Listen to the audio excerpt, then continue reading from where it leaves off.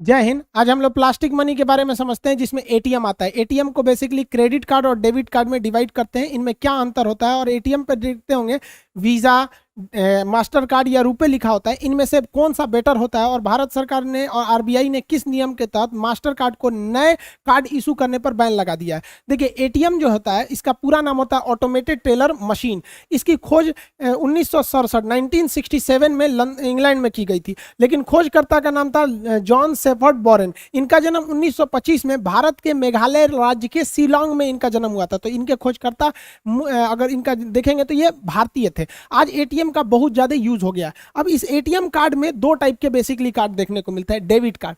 Debit card क्या होता है? देखिए, ये हमारे पैसा खुद के बैंक में जमा पैसे को निकालने का एक रास्ता होता है। कार्ड और किसी भी टाइप की एटीएम में तो पैसा नहीं होता, हमारे अकाउंट में रहता है। अकाउंट में खत्म, एटीएम किसी काम का नहीं रहता है।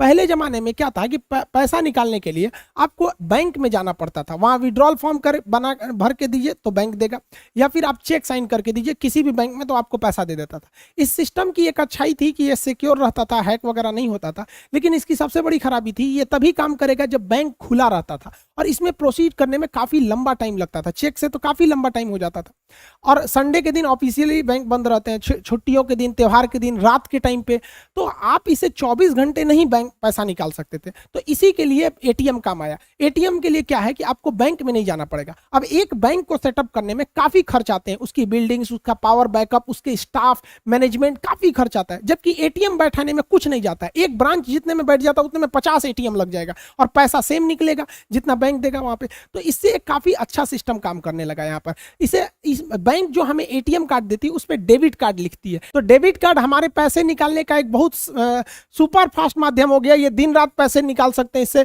24 घंटा और 7 दिन निकाल सकते हैं, 365 दिन आप इससे पैसे निकाल सकते हैं। तो ये काफी अच्छा फायदा हो गया। इसमें भी हम उतना ही पैसे निकाल सकते हैं जितने अपने अकाउंट में। अब आपके अकाउंट में 2 लाख रुपए, आप सोचेंगे 2.5 लाख निकालने, नहीं निकालेगा, क्योंकि भैया ये केवल आपके अकाउंट के पैसे निकालने का रास्ता है। इसलिए आप देखेंगे जब भी आप बैंक में खुलवाते होंगे खाता, आपको एटीएम कार्ड दिखता है और उस पर डेबिट ही देता है, वो क्रेडिट कार्ड आपको नहीं देता है। क्रेडिट कार्ड लेने के लिए कुछ आपको टर्म्स एंड कंडीशन होते हैं, उसको फुलफिल करेंगे तभी मिलता है। डेबिट कार्ड ज्यादा सिक्योर माना जाता है क्रेडिट कार्ड की तुलना में, क्योंकि डेबिट कार्ड पे आप देखेंगे कई सिक्योरिटी होती है। 16 अक्षर का तो पहले इसका आपका एटीएम कार्ड नंबर होता है, फिर उस पर एक्सपायरी डेट ये पता होना चाहिए। पीछे जो होता है कार्ड वेरिफिकेशन वैल्यू यानी सीवीवी नंबर, एक स्टिकर साट के उस पर 3 अक्षर लिखा रहता है।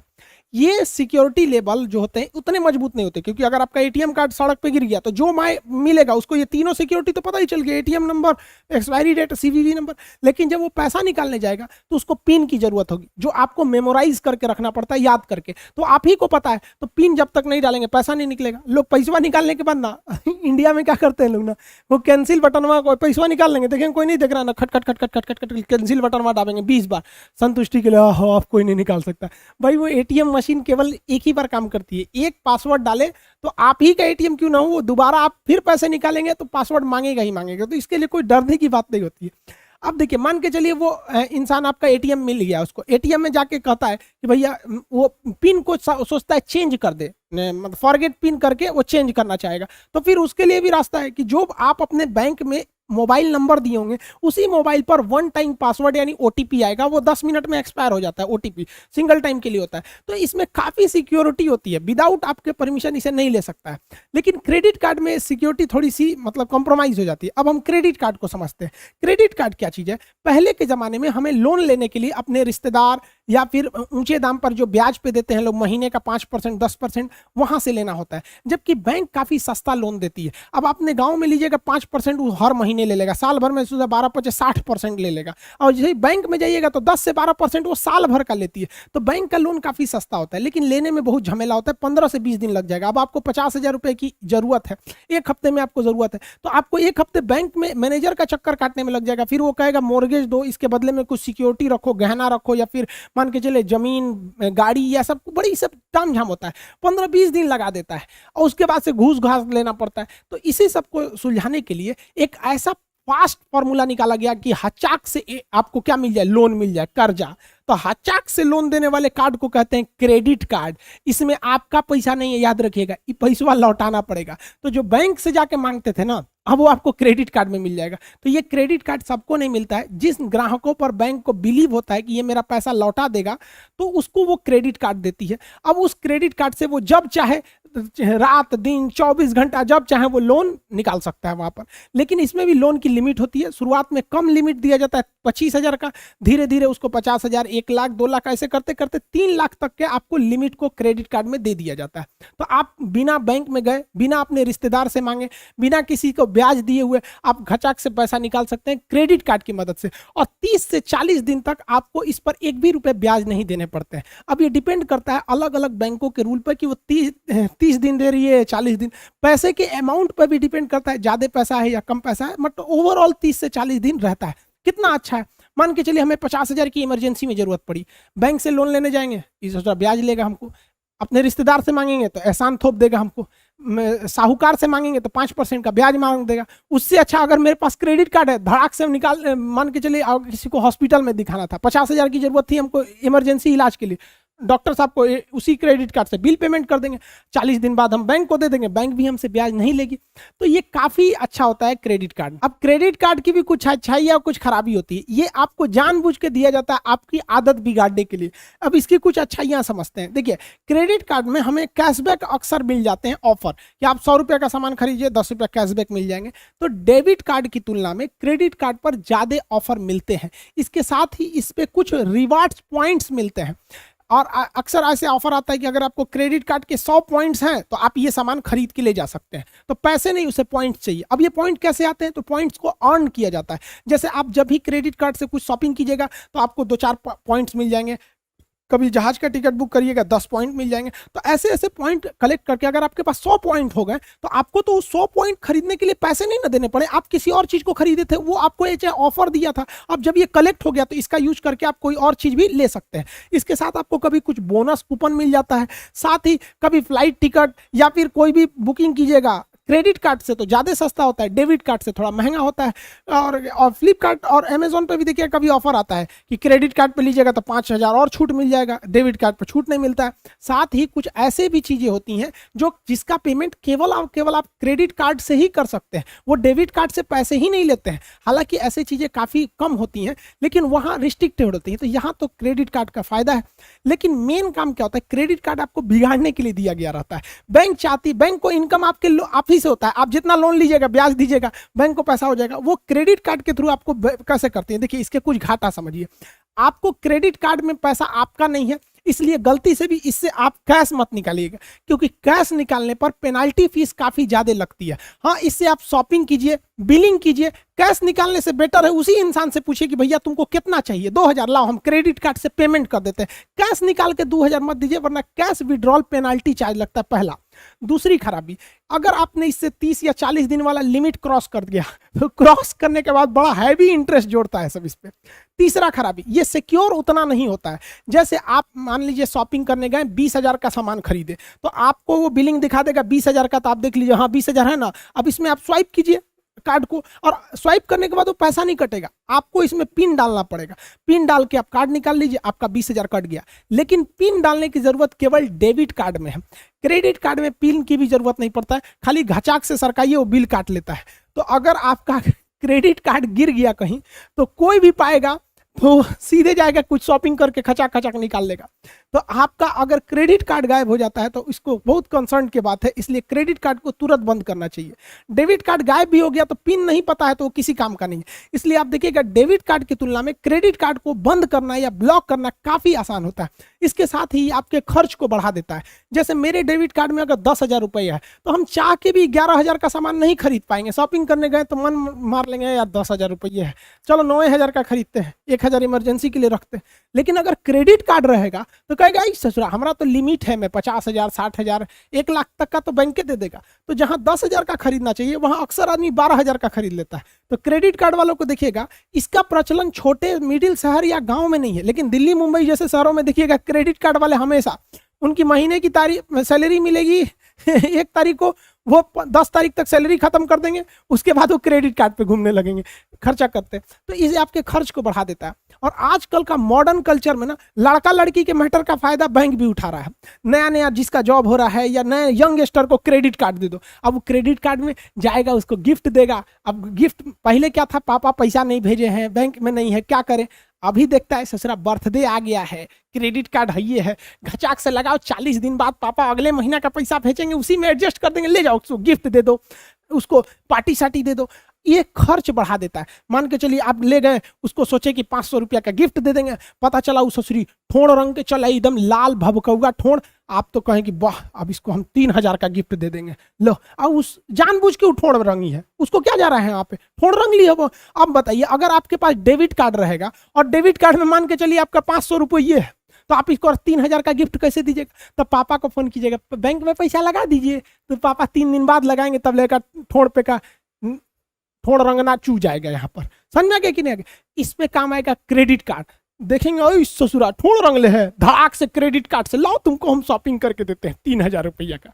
तो जो 500 रुपया था 3000, इसको क्या गया 200 रुपया का ठोड़ रंग ली। और ठोड़वा रंगले के बाद है क्या, एगो दुगुन बॉर्डर बना देती है सब करिया रंग से, ताकि और भब के ऐसे ऐसे सब पोता गया इसका, ऐसे समझ में आ गया कि नहीं। तो क्रेडिट कार्ड में खतरा हो जाता है। अब देखिए, आपने इसको अगर एक बार गिफ्ट दे दिया 3000 का, तो अगली बार अगर आप इसको 500 का गिफ्ट देंगे तो कहेगी आजकल खर्चा कम हो रहा है, दूसरे जगह चक्कर है का, सचरित नहीं, आरबीआई के मशीन धैले है का, वो कह देंगे आप। इसीलिए इस सब चक्कर में मत पड़िए, वरना क्रेडिट कार्ड के चक्कर में बहुत ज्यादा कर्जा हो जाएगा, फिर दिक्कत हो जाएगा। अच्छे से रहिए, डेबिट कार्ड में जितना पैसा है उतने खर्चा कीजिए, होशियार बनिए। क्रेडिट कार्ड में गिफ्ट देने की जरूरत नहीं है। देखिए ये कितना होशियार है, डेबिट कार्ड पे चल रहा है, इसको ले आया है पार्टी में सतुआ पिया रहा है, अपनो सतुआ रखा है, यो सतुआ रखा है, 10-10 रुपये में सतुआ घोर के पी रहा है, बिहार टॉनिक, यही सही है, सतुए है ना। अरे वही होगा यहाँ पे। देखो भाई, कुछ फर्क नहीं पड़ता, आप कितना भी गिफ्ट दे दो। सारे स्टूडेंट से कहते हैं, आप चाहे कितना भी शॉपिंग करा दो, महंगे से महंगा गिफ्ट दे दो,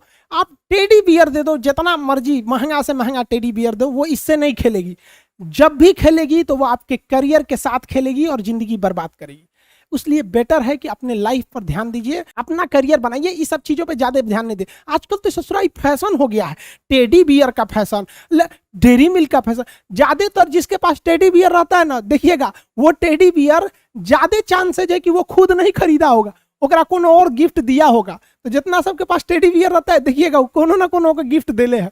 और लड़का भी कम नहीं है, अगर कोई लड़का डेयरी मिल्क खरीद रहा है ना, तो ज्यादा चांसेज है कि वो खुद नहीं खाएगा, वो दूसरे को दे जाएगा। और लड़का कम होशियार है, लड़की को लगता है कि डेयरी मिल्क दे रहा है, अरे वो चोट्टा बहुत होशियार है, उसको पता नहीं है कि ये अभी फंसेगी कि नहीं, इसलिए वो इन्वेस्टमेंट कम करना चाहता है। सोचता है कि 10 रुपया में पहले इन्वेस्टमेंट करके देखते हैं कि शेयर हमारी ओर आएगा कि नहीं। तो जब देखेगा ओहो ठीक ठाक आ रहा है, तो 10 रुपया की जगह 40 वाला डेयरी मिल्क धीरे धीरे इन्वेस्टमेंट करता है। खैर, हम लोग टॉपिक पे आते हैं अपने। तो ये आप क्रेडिट कार्ड और डेबिट कार्ड में अंतर समझ में आ गया। दोनों में से कौन सेफ है? ज्यादा सेफ डेबिट कार्ड होता है। क्रेडिट कार्ड सबको नहीं मिलता, आपके पास ज्यादातर लड़कों में डेबिट कार्ड ही होता है। क्रेडिट कार्ड जिन पर बैंक को बिलीव होता है वही देता है। ये क्रेडिट कार्ड और डेबिट कार्ड, इन दोनों को हम लोग कहते हैं प्लास्टिक मनी कहा जाता है। अब इन क्रेडिट कार्ड हो या डेबिट कार्ड हो, यानी एटीएम पर आप इसके बैंक का अपना नाम तो देखे होंगे, जैसे यहाँ यूनियन बैंक है, अलग अलग बैंकों के, जैसे यहाँ एसबीआई बैंक है, तो बैंक के नाम तो देखे होंगे। साथ ही साथ आप यहाँ पे देखे होंगे रुपए लिखा होगा, वीजा लिखा होता है, या फिर मास्टर कार्ड लिखा होता है। ये ही 3 आपको ज्यादा देखने को मिलते हैं। जैसे 50% मार्केट कैप्चर किया हुआ है वीजा, 30% करके रखा है मास्टर कार्ड, और 20% करके रखा है आपका ये रुपए कार्ड। हालांकि रुपए अब देखिएगा तो रुपए का भी प्रचलन बढ़ गया, लेकिन ये बहुत ज्यादा जबरदस्त यूज में होते हैं। आखिर ये क्या चीज है सब, तो समझिए क्या चीज। शुरुआत में जब बैंक एटीएम कार्ड को इंट्रोड्यूस किया गया था, तो जिस बैंक का एटीएम है, जैसे आईसीआईसीआई का एटीएम है, तो आप आईसीआईसीआई के ही एटीएम मशीन से आप पैसा निकाल सकते थे पहले। अब ना ऐसा हो गया कि किसी भी बैंक का एटीएम है, किसी भी बैंक के एटीएम में घुसाड़ दो, लेकिन पहले ऐसा नहीं था। पहले जिस बैंक का एटीएम है उसी बैंक में वो काम करता था। लेकिन जैसे जैसे पॉपुलेशन बढ़ा, लोगों को बैंक से जोड़ा गया, जनधन योजना में तो पूरा लोगों को बैंक से जोड़ने की बहुत अच्छी कोशिश थी। तो जब बैंक में बहुत भीड़ बढ़ने लगा, तो पता चला किसी को इमरजेंसी में जरूरत है, उसके पास एसबीआई के एटीएम देख रहा है, एचडीएफसी में तो निकलवे नहीं करेगा। तो ऐसा पहले सिस्टम था, मतलब एकदम शुरुआती दौर में जब एटीएम की नई नई खोज थी। तो ऐसा होता क्यों था, देखिए ध्यान से। मान के चलिए कि किसी का एसबीआई में खाता है, मान के मेरा एसबीआई में खाता है सपोज, और हम चले गए एटीएम पैसा निकालने पंजाब बैंक से, तो उसमें एटीएम कार्ड घुसाएंगे तो उसको क्या पता कि हम कौन है। हमने खाता एसबीआई में खुलवाया है तो मेरा नाम, date of birth, mobile number, मेरे अकाउंट में कितना पैसा है, ओटीपी वगैरह सब एसबीआई को पता है। कार्ड एसबीआई ने दिया, हम उसको कोच देंगे, उसको पता नहीं, मशीन कहेगा कौन हो भाई, हम नहीं पहचानते हैं तुमको, पता ही नहीं चलता था। क्यों? क्योंकि ये अब ये बैंक वाले एक ही रास्ता है कि ये डाटा अपना सारा सामान पीएनबी को बताए, अलग अलग बैंकों को दे, मतलब सारे बैंक अपने ग्राहकों के बारे में जानकारी सबको बता दे यहाँ पर, इससे तभी तो पैसे निकल सकता था वहां पर। इससे घाटा क्या होता था कि हर बैंक दूसरे बैंक के कस्टमर को चाहेगा फोड़ ले, क्योंकि अगर उसको डाटा पता चल जाएगा, अब मान के चलिए आईसीआईसीआई को पता चला गया एसबीआई में 100 सबसे अमीर आदमी, पता चल जाएगा किसका पैसा, तो उसको फोन करेगा सर हम आपको ज्यादा सुविधा देंगे, है कि नहीं, तो उसको डिस्टर्ब करने लगे। नहीं देखते फोन करके कहेंगे सर नमस्कार मैं जहरीली बोल रही हूँ आईसीआईसीआई बैंक से, क्या मैं आपको काट लूं, तो आप कहेंगे नहीं मत काटिए। सोचो दिन भर फोन करके परेशान करते रहता है सर। तो बैंक अपना डाटा दूसरे को नहीं देना चाहता है, अब जब देंगे नहीं तो पैसा निकाले देगा कैसे, तो इसी में काम आता है कार्ड नेटवर्क। कार्ड नेटवर्क क्या है समझिए ध्यान से, अलग अलग बैंक है, मान के चलिए यहाँ पीएनबी है, यहाँ एसबीआई है, आईसीआईसीआई है, तो जितने भी बैंक है इन ये आपको एटीएम देते हैं तो उस बैंक को कहते हैं कार्ड इशूअर। अब इसमें कार्ड इशूअर में क्या होते हैं, बैंक होते हैं। तो हर बैंक में जैसे मेरा खाता मान के चलिए आप एसबीआई में है, तो मेरी जानकारी एसबीआई के पास है, तो एसबीआई क्या करेगा, कार्ड नेटवर्क को मेरी सारी जानकारी दे देगा। जो मेरे कार्ड पर नेटवर्क लिखा होगा, जैसे वीजा लिखा होगा या मास्टर कार्ड या रुपए, तो मेरी जानकारी 2 लोगों के पास चली गई। पहला चला गया मेरे बैंक जिसमें मेरा खाता है, दूसरा ये जानकारी इनके पास चली गई। अब इनका नियम होता है कि ये जानकारी किसी से साझा कर ही नहीं सकते। अब क्या होगा कि मान के चलिए मेरा एसबीआई में पैसा था, हम चले गए आपका सेंट्रल बैंक ऑफ इंडिया में से पैसा निकालने के लिए, तो सेंट्रल बैंक ऑफ इंडिया को मेरे बारे में पता ही नहीं है और वो डायरेक्ट एसबीआई से पूछ नहीं सकता है, और पूछेगा भी तो एसबीआई इनको बताएगा नहीं, कहेगा मना कर देगा, तुम भड़का लेगा मेरा कस्टमर। तो एसबीआई अपनी जानकारी किसको दे रखा है, कार्ड नेटवर्क को। मान के चलिए कि मेरे पास वीजा कार्ड था तो मेरी जानकारी वीजा के पास भी थी, तो सेंट्रल बैंक का एटीएम मेरे एसबीआई से मेरी जानकारी नहीं मांगेगा, मेरे नेटवर्क से वीजा से मांगेगा, और वीजा उसको प्रोवाइड करा देगा कि हाँ भैया आदमी ठीक ठाक है, पैसा इनके पास है, आप इनका पैसा निकाल के दे दीजिए। तो अब आप समझ गए कि किसी भी बैंक से एटीएम दूसरे से निकल सकता है, किसके माध्यम से, कार्ड नेटवर्क के माध्यम से। डाटा इन्हीं के पास रहता है और यही आपको ओटीपी सेंड करते हैं, कार्ड बना के भेजते हैं, अलग अलग सुविधाएं देते हैं, आपका नंबर ब्लॉक करते हैं, ये सब करते हैं, इसके बदले में यही चार्ज लेते हैं। लेकिन ये बताते नहीं है कि हम 500-600 रुपया सालाना आपसे चार्ज जो ले रहे हैं हम ले रहे हैं। ये क्या करते हैं, कार्ड इशूअर बैंक को कहते हैं कि देख भैया तोरा ग्राहक है, कार्ड यूज कर रहा है, हर साल 500 रुपया काट लेना, हमको पहुंचा देना। अब आप सोचेंगे 500 रुपये में इतना सुविधा, सोचो भैया हर घर, एक घर में एक दो एटीएम है, तो उतना करोड़ों रुपया ये तो कमा रहे हैं ना, पूरी दुनिया से कमा रहे हैं ये लोग। तो इस तरह से ये काम होता है। अब जैसे मान के चलिए हम पैसा निकालने गए एसबीआई से, कहाँ पे, पीएनबी में, तो पंजाब नेशनल बैंक जो है, हम जैसे इसमें अपना कार्ड लगाएंगे तो ये जानकारी किससे मांगेगा, उसको पता है कि एसबीआई का ये एटीएम है, हमने जो इसमें लगाया है कार्ड वो एसबीआई का, लेकिन ये एसबीआई से मांगेगा ही नहीं, किसको, इसको पता है कि वो एसबीआई नहीं देगा, तो ये किससे मांगेगा, कार्ड नेटवर्क से। अब कार्ड नेटवर्क मेरा मास्टर कार्ड भी हो सकता है या कार्ड नेटवर्क मेरा वीजा भी हो सकता है। अब ये वीजा से कहेगा कि पता करो तो किस अकाउंट में, तो कहा हाँ हाँ हमको पता है, एसबीआई में इनका अकाउंट नंबर है फला फला फला, तुम सेव नहीं करना, एटीएम कार्ड, एटीएम मशीन किसी के डाटा को सेव नहीं कर सकती है, तो ये इसको बताएगा, पैसा निकल जाएगा यहाँ पर। समझ गया कि नहीं। अब बात आती है कि इन तीनों में बेस्ट कौन है, रुपए, वीजा या मास्टर कार्ड, इनमें से बेस्ट कौन है। तो देखिए ये यूएस की कंपनी है, भारत में ये 50% मार्केट कैप्चर की हुई है, ये भी यूएस की कंपनी है, भारत में ये लगभग 30% मार्केट कैप्चर की है। इसका कहना है कि भैया हम आपका पैसा जो है ये नेशनल भी दे सकते हैं और इंटरनेशनल भी दे सकते हैं, मतलब आप विदेश में से भी पैसा निकालना चाहिएगा तो हम दे सकते हैं। समझ में आ गया कि नहीं। अब जबकि भारत ने अपना रुपे कार्ड बनाया, ये शुरुआत में केवल इंडिया में चल रहा था, लेकिन रुपे कार्ड में भी एक प्लेटिनम कार्ड होता है रुपे का ही, वो इंटरनेशनल भी चलता है। तो अब ये तीनों इंटरनेशनल करते हैं, लेकिन वीजा ले लेंगे तो ये इंटरनेशनल चलाएगा ही चलाएगा, मास्टर कार्ड लेंगे तो इंटरनेशनल चलाएगा ही चलाएगा। लेकिन रुपए लीजिएगा तो आपको स्पेशल कहना पड़ेगा कि हमको इंटरनेशनल भी काम है, हमको रुपए का प्लेटिनम दे दीजिए। अब लोगों के माइंड में, भारत के लोग में ना शो ऑफ करने की क्षमता बहुत ज्यादा होती है। देखिएगा कोई कार खरीदेगा ना तो कहीं जाएगा बैठने के लिए तो कार का चाबी टेबल पे रख देगा, वो ये नहीं बताएगा कि हम कार से ले हैं, चाबिया दिखाएगा बड़ा कार कि हमारे लगे कार है, लोग समझ में आ गया कि नहीं आ गया, बस यही हो जाता है। अरे भैया किसी के अकाउंट में 25,000 रुपया है और कहता है हमको वीजा कार्ड चाहिए, रुपए नहीं, 25,000 रुपया लेके तू लंदन ना जी तो घूमे ससुर तुरा यहाँ पे क्या काम है उसको। हिंदुस्तान में जितना वीजा कार्ड यूज होता है उसका 90% लोग विदेश कभी नहीं जाते हैं, लेकिन ना उनको वीजा चाहिए यहाँ पर। अरे भाई वीजा आप लीजिएगा तो हर महीने हर साल 500 रुपया लेगा और लेके जाएगा अमेरिका, लेके रखिए ना रुपए कार्ड। और आपको बहुत शौक है तो रुपए आप ले लीजिए, कहिए हमको प्लेटिनम दीजिए, हमारा डेली जाना रहता है, न्यूयॉर्क, बैंकॉक, सिंगापुर घूमते रहिए यहाँ पर। तो भाई स्वदेशी बनिए, हाथ जोड़ते हैं, हमारा देश है, हम ही लोग इसे आगे बढ़ा सकते हैं। हम लोग अपने, चाइना वाले कभी यूज नहीं करते हैं सबका, उनका अपना पेमेंट गेटवे वो लोग यूज करते हैं। तो आप लोग भी भैया रुपए यूज कीजिए, दिखावे में मत रहिए, दिखावे से कुछ नहीं होता। सच्चाई छुप नहीं सकती बनावट के उसूलों से, कि खुशबू आ नहीं सकती कभी कागज के फूलों से। तो अपने आप को शो ऑफ मत कीजिए, सिंहासन पे बैठने की कोशिश नहीं कीजिए, खुद राजा बनिए, जहां बैठेंगे वहीं सिंहासन आ जाएगा। लोग वीजा चाहिए यहाँ पर। तो इन तीनों में अंतर समझ में आ गया।